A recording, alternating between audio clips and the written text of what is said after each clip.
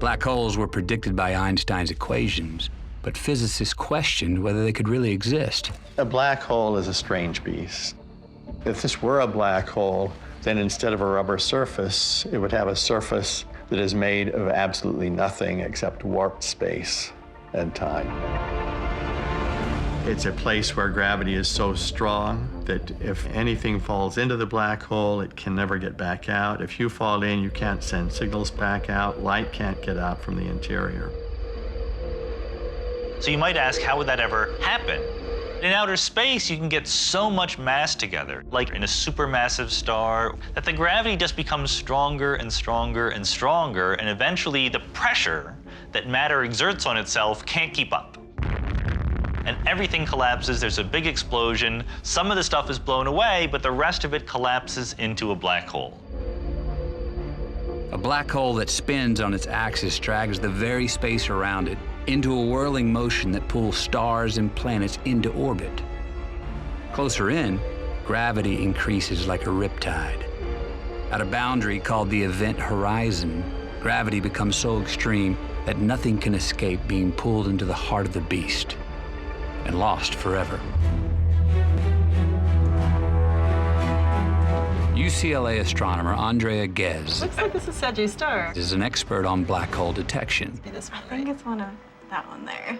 She played a key role investigating what had long been a scientific hunch, that a huge black hole lives at the center of the Milky Way.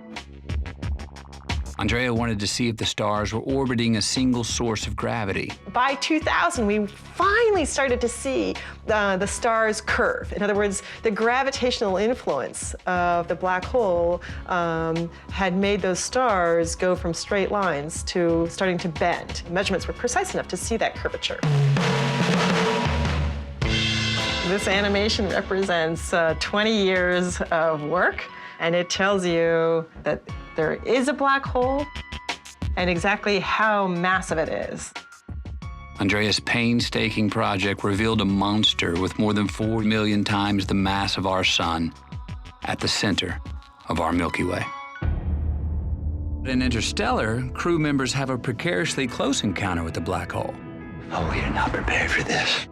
What would the beast look like to them?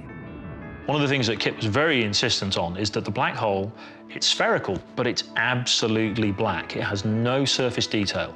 It doesn't give shadows or highlights or anything.